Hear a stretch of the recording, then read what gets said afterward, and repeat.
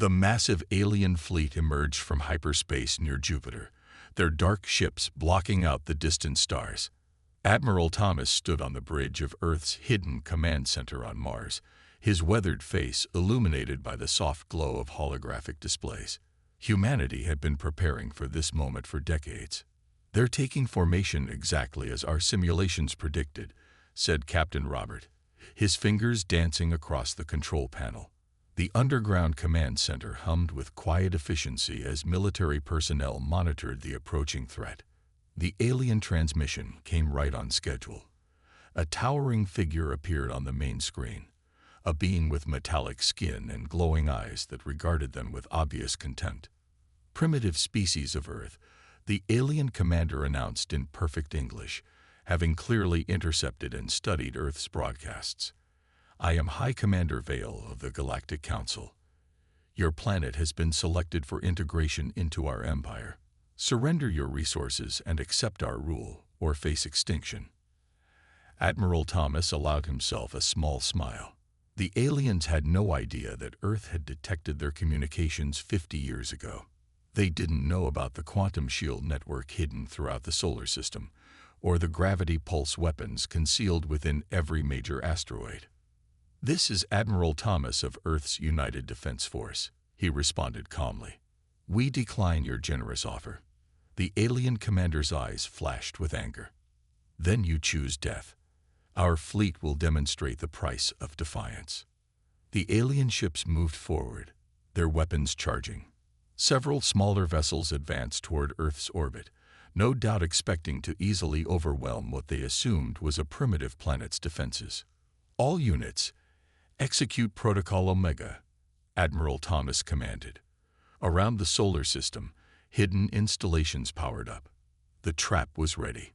The first alien ships entered the kill zone. Captain Robert's hand hovered over the activation switch. Quantum shields at full power.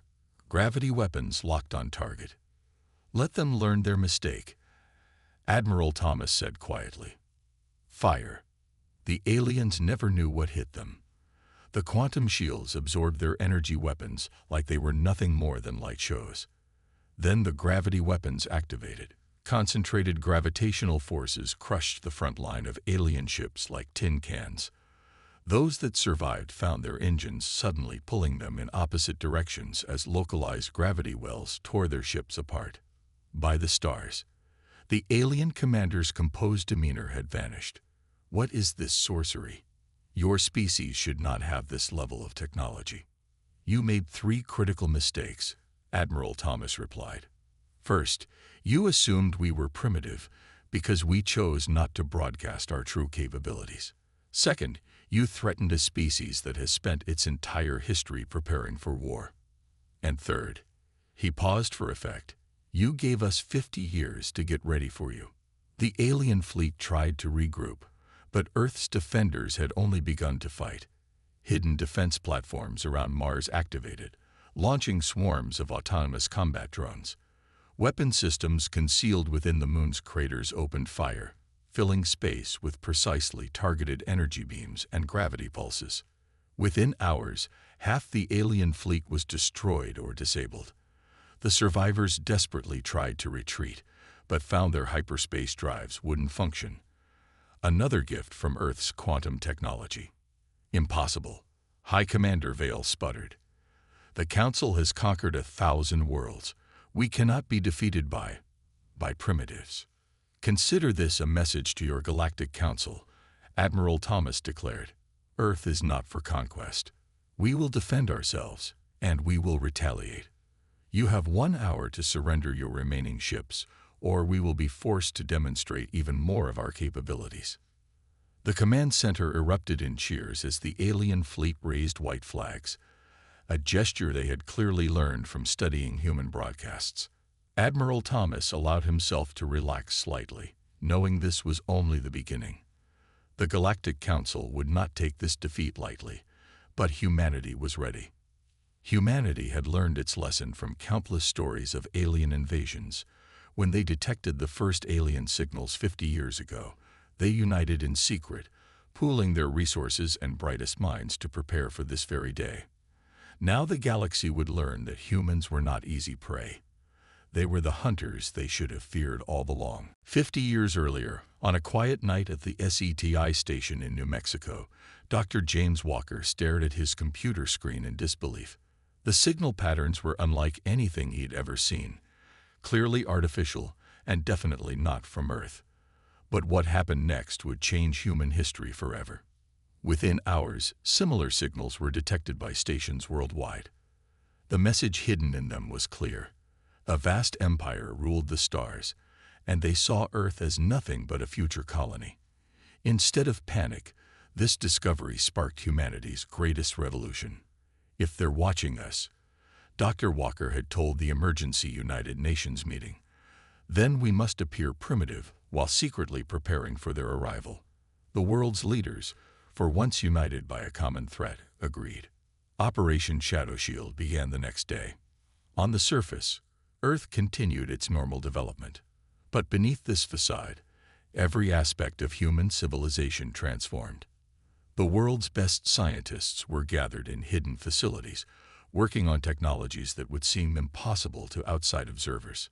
Deep under the Rocky Mountains, Dr. Walker led the reverse engineering of the alien communication systems. Their signals tell us more than they know, he explained to General Martin as they walked through the massive underground complex.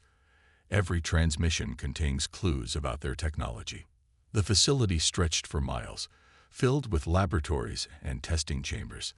In one room, researchers developed quantum shields by studying how alien ships distorted space. In another, they created gravity weapons by decoding the principles behind alien propulsion systems.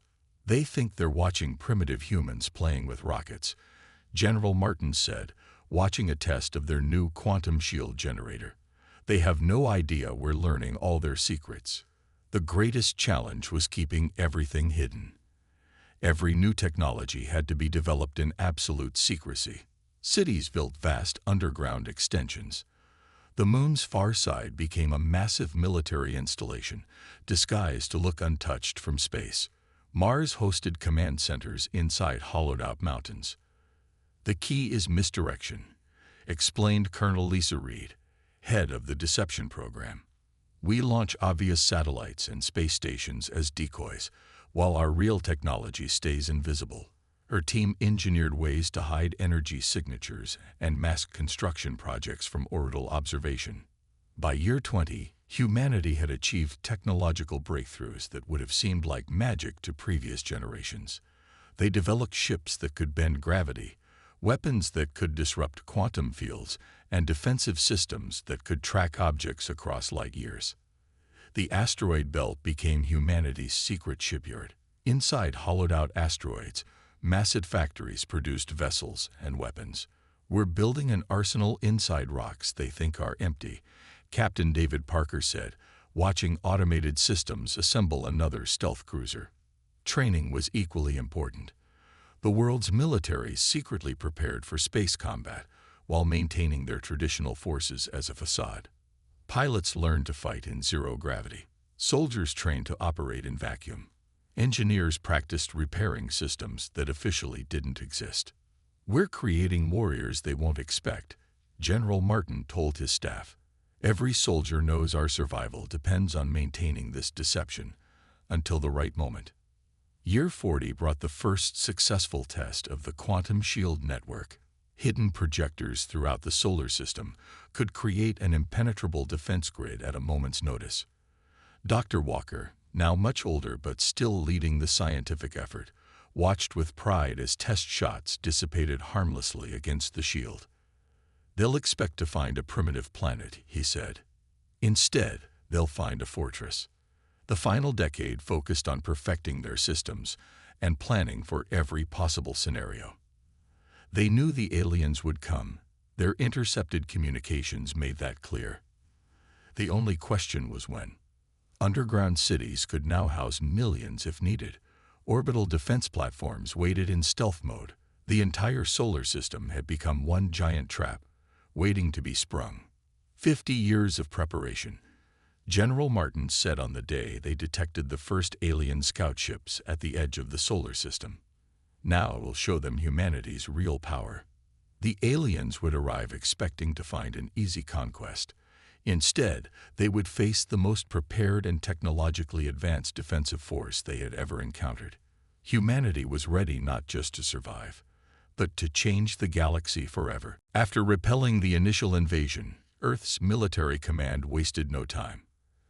Admiral Thomas knew they had to strike while the Galactic Council was still reeling from their first defeat. In the war room beneath Olympus Mons, he unveiled humanity's counterattack plan. "We've located their major military bases," he announced, pointing to a holographic map of nearby star systems.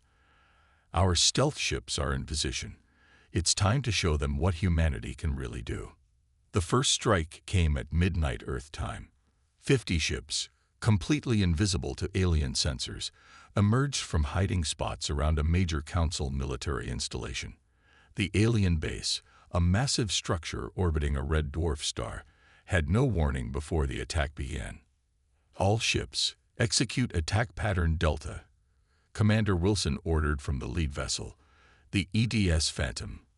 Their gravity weapons activated simultaneously, creating a web of distorted space that ripped through the base's defenses like paper.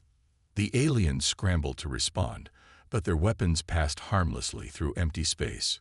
Earth's ships, using advanced holographic technology, appeared to be everywhere and nowhere at once. Council commanders couldn't tell which targets were real and which were mirages. "Their tactical systems are completely confused," reported Lieutenant Banks, monitoring the enemy's communications. "They've never seen anything like our stealth tech." The battle lasted less than an hour. When it ended, the Council's largest military installation in the sector was reduced to floating debris. Earth's fleet vanished without losing a single ship, leaving behind a quantum beacon broadcasting a simple message: "This is just the beginning." News of the attack spread quickly through Council space. Their leaders had barely processed their defeat at Earth when reports of more human strikes began pouring in. Earth's ships seemed to appear out of nowhere, destroy their targets with terrifying efficiency, and disappear before reinforcements could arrive. "Impossible," shouted High Commander Vale during an emergency council meeting. "How are they hitting targets 100 light-years from their home system? They shouldn't have this capability." But humanity had spent decades preparing for this moment. While the Council watched Earth's obvious space program, humans had secretly mapped the galaxy using quantum entanglement sensors. They knew every Council base, supply line, and weakness. The biggest surprise came during the Battle of Proxima Centauri. The Council assembled their largest fleet yet, determined to stop the human advance. They'd brought 1,000 ships, confident that no force could overcome such numbers. Admiral Thomas watched from his command ship as the Council fleet took formation. "Let's show them our new toys," he said with a grim smile. "Launch the drone swarms." Millions of combat drones, each no bigger than a human hand, emerged from hidden carriers. They moved like a metallic storm, overwhelming the Council's ships with sheer numbers. Their small size made them nearly impossible to hit, while their collective gravity weapons could tear apart even the largest vessels. "This is Admiral Thomas to all Council forces," he broadcast as their fleet crumbled. "Your choice is simple: retreat or be destroyed." The Council ships fled in panic, their once mighty formation breaking apart in chaos. Earth's forces had just defeated a fleet 10 times their size, while losing only a handful of automated drones. Back on Earth, the war room erupted in celebration. Humanity's decades of preparation had paid off beyond their wildest expectations. They weren't just surviving against the galaxy's greatest power, they were winning decisively. "Send word to our allies," Admiral Thomas ordered. "Tell them the time has come. The Council's grip on power is breaking." Across the galaxy, species that had suffered under Council rule watched in amazement as humans systematically dismantled the Empire's military might.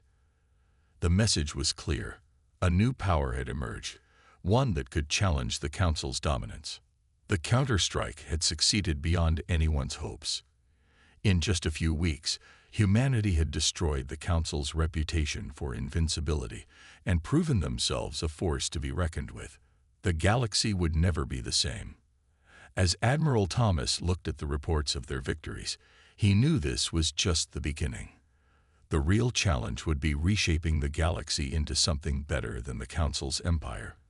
But first, they had more battles to win. The Grand Council chamber on Centaurus Prime had never seen such chaos. Representatives from 1,000 worlds shouted and argued as reports of Earth's victories flooded in. The massive circular hall, with its towering crystal pillars and ancient symbols of power, trembled with their fury. "Order! I demand order!" shouted High Counselor Marcus, his metallic skin reflecting the chamber's lights as he pounded his ceremonial staff. But the chaos only grew worse as more diplomatic delegations arrived with news of destroyed military bases and shattered fleets. "How did we not know?"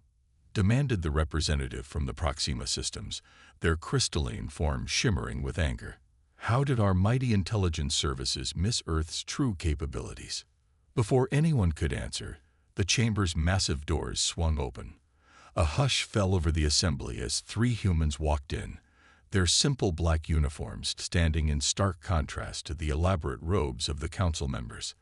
Ambassador Jack Stone led the group, walking calmly to the center of the chamber as if he'd been invited.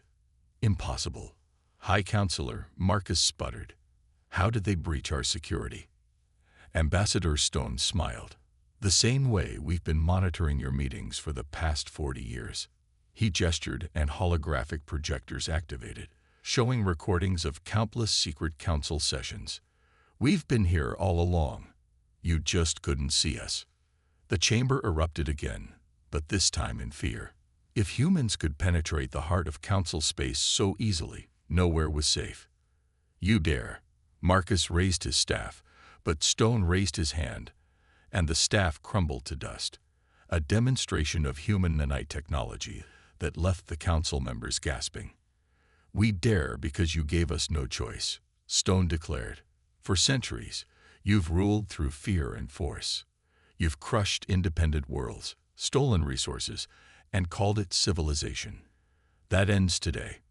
From the upper galleries, representatives from smaller worlds began to speak up. The Aldebarans, long known for their silence in council matters, stood first. "We have suffered under council protection for generations," their speaker announced. "Earth has shown us there's another way." More delegations rose, each revealing secret communications with Earth. The humans hadn't just been fighting.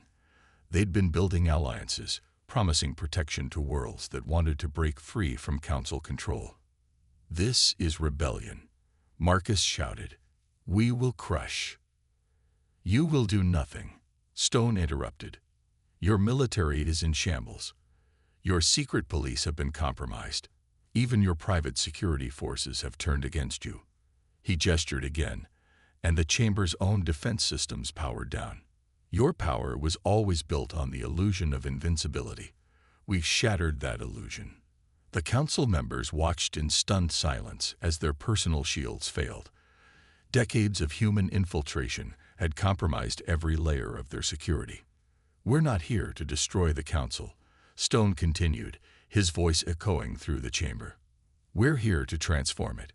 No more conquests, no more subjugation. Every world gets a real voice, or Earth, and its allies will ensure there is no council left to voice anything." From the shadows of the chamber, more figures emerge. Representatives from worlds fought long crushed by council power. Each had been secretly working with Earth, waiting for this moment. "The choice is yours," Stone concluded. "Reform or be reformed. Either way, the old order ends today." High Counselor Marcus slumped in his chair, watching as more and more delegations moved to stand with the humans. His empire of fear was crumbling before his eyes, undone by a species they had dismissed as primitive just months ago. "Perhaps," he said finally, his voice heavy with defeat, "it is time for change." As the council chamber erupted in cheers, Ambassador Stone allowed himself a small smile. Phase 4 was complete. The political revolution they had planned for so long was finally happening.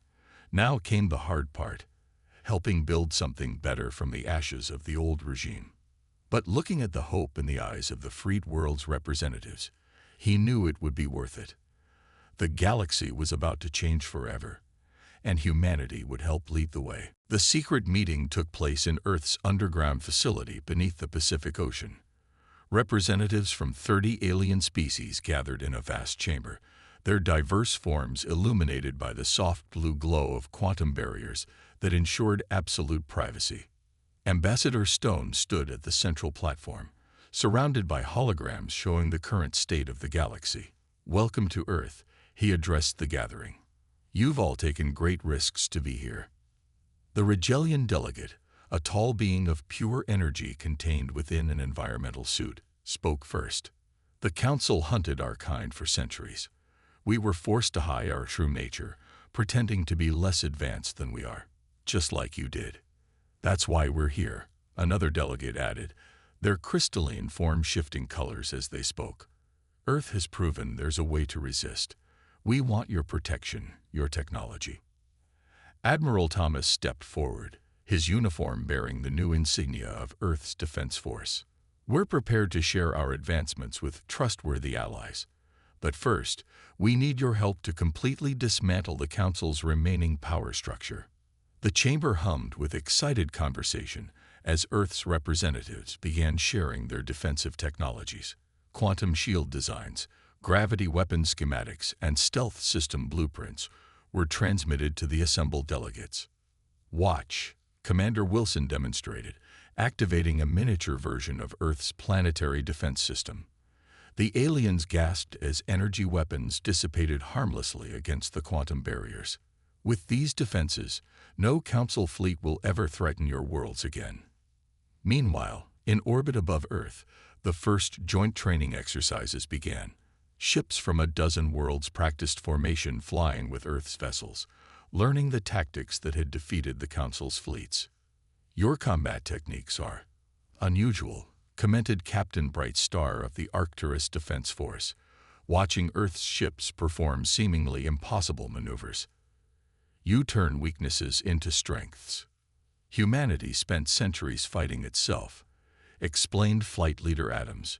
"We learned to be creative. Now we're teaching others to do the same." Back in the underground chamber, the alliance was taking shape. Each species brought unique abilities to the coalition. The Retalians shared their energy manipulation technology. The Crystalli offered their quantum computation expertise. Earth provided its military innovations and stealth systems. Together, Stone declared, "We're stronger than the Council ever was. Not through force or fear, but through cooperation and mutual defense." The news spread quickly through the galaxy. More worlds began secretly reaching out to Earth, seeking protection from Council retaliation. The old power structure was crumbling as its former vassals gained confidence. "Another Council fleet has defected," reported Lieutenant Banks, monitoring the Galactic communications network. "Their crews are requesting asylum and offering to share their technical databases." Admiral Thomas studied the strategic display showing the shifting alliance boundaries. Nearly a third of Council space had now aligned with Earth's coalition. The balance of power was changing faster than anyone had expected. "We need to be careful," Stone warned during a strategy session. "Too much change too quickly could lead to chaos. We need to build something stable." The alien delegates agreed. They had all seen the destruction that came from power vacuums. This time, they would do things differently. Earth's orbital shipyards began producing vessels that combined technologies from multiple species. Quantum shields merged with energy manipulation fields. Gravity weapons were enhanced by crystalline focusing arrays. Each ship represented the strength of their new alliance. "The Council thought they could keep us divided and weak," the Retaliation delegate observed, watching the combined fleet take shape. "Instead, they pushed us together, made us stronger." As the meeting concluded, Ambassador Stone looked out at the assembled representatives. What had started as a defensive alliance was becoming something more, a true partnership of free worlds. "Remember," he said in closing, "our strength isn't just in our weapons or technology. It's in our unity, our shared determination to build a better galaxy. The delegates departed for their homeworlds, carrying with them the means to defend themselves and the hope for a new future. The alliance was growing stronger every day, and the Council's days of unopposed rule were numbered. The Council hardliners made their last desperate move at dawn Earth time. 10,000 ships, their entire remaining fleet, jumped into the solar system. Leading them was High Commander Vale, who had escaped Earth's first victory, and now returned seeking revenge. No more games. Vale's transmission boomed across all frequencies. No more clever tricks. Today, we end this rebellion with overwhelming force. Admiral Thomas stood calmly on the bridge of Earth's new flagship, the EDS Defender. Around him, the combined fleet of Earth and its allies waited in stealth formation. "They still don't understand," he said quietly. "Even now, they think numbers alone will save them." The Council fleet advanced toward Earth, their weapons charging. They expected to find a weakened defense, with most of Earth's forces spread across the galaxy protecting their allies. Instead, they found something very different. "All ships, drop stealth," Thomas commanded. Across the solar system, vessels from 30 different species shimmered into view. Earth's allies had gathered their full strength for this moment, creating the largest fleet ever assembled in galactic history. Vale's voice cracked with shock. "Impossible. Our intelligence said." "Your intelligence was exactly what we wanted you to see," Thomas replied. "As always, you saw only what you expected to see. Initiative Alpha. Execute." The joint fleet moved with perfect coordination.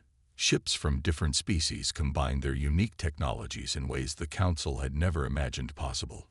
Rigelian energy beams passed through crystalline focusing arrays, amplified by Earth's gravity technology. The battle erupted across the entire solar system. Council ships found themselves caught in overlapping fields of fire, their defenses useless against weapons they'd never encountered.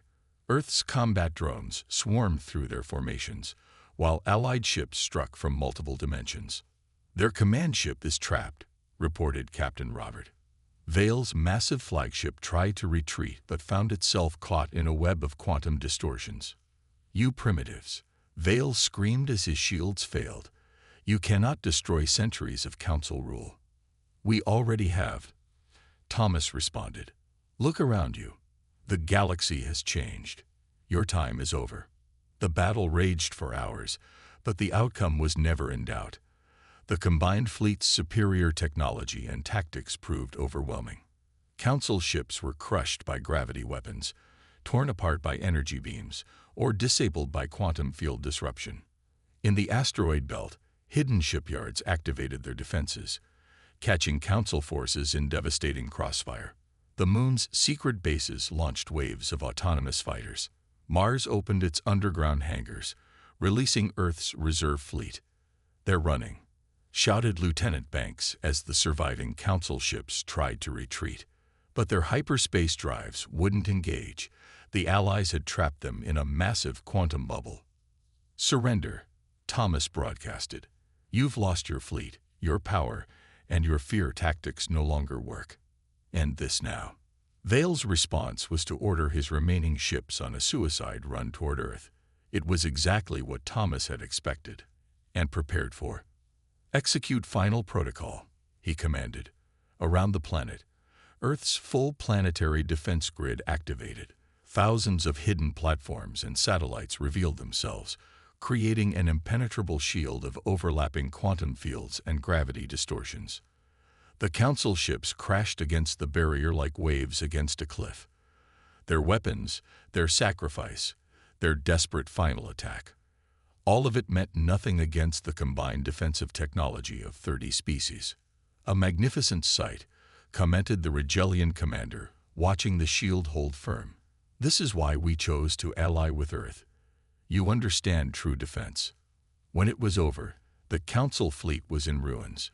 Vale's flagship, crippled and powerless, drifted among the debris of his destroyed armada.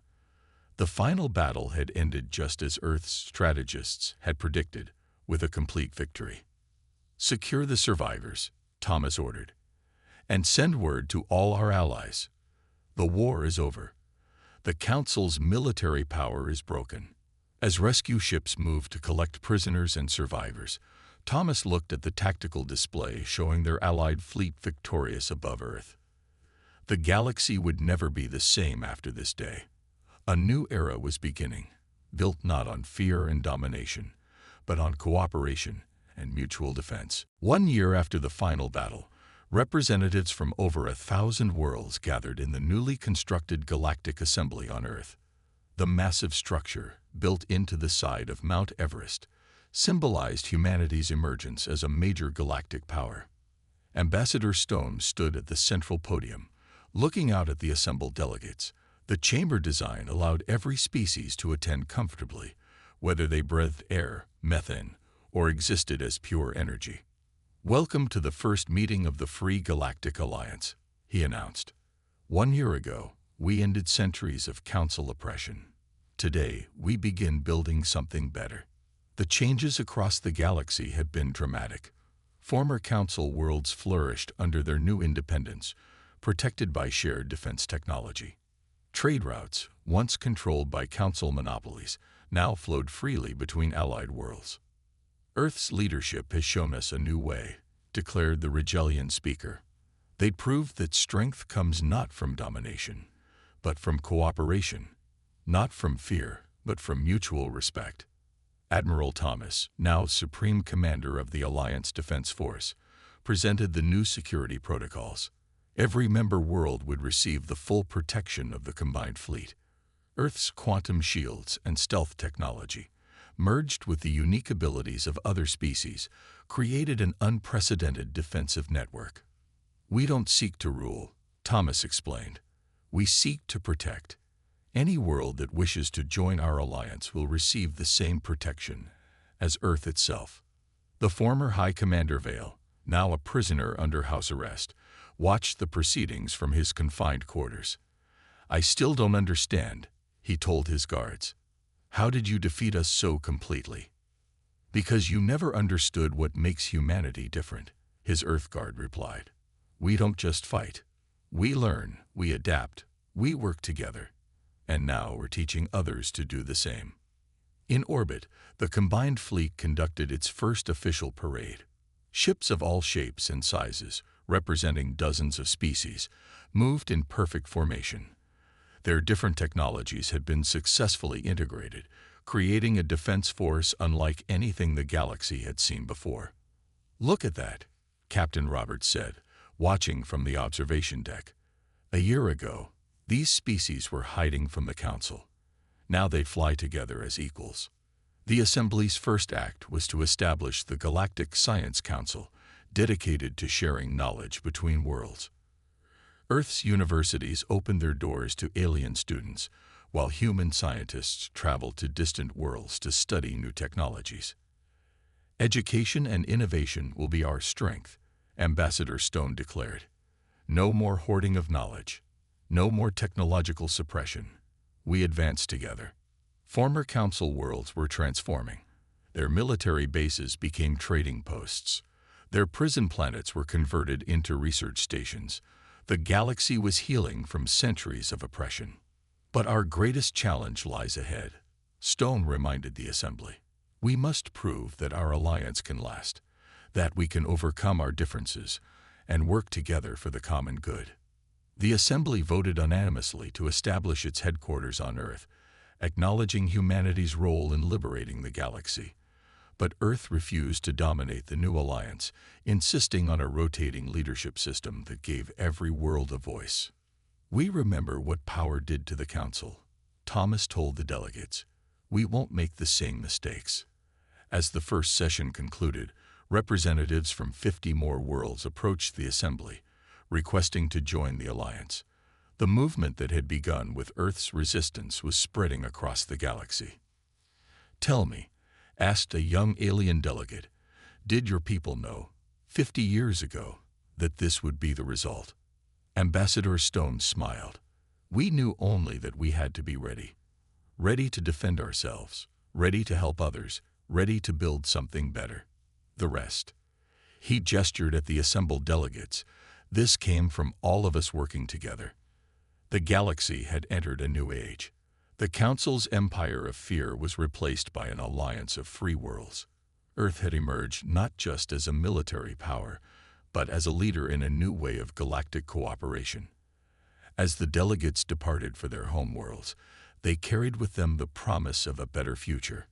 The stars, once dominated by fear and oppression, now shone with the light of freedom and hope.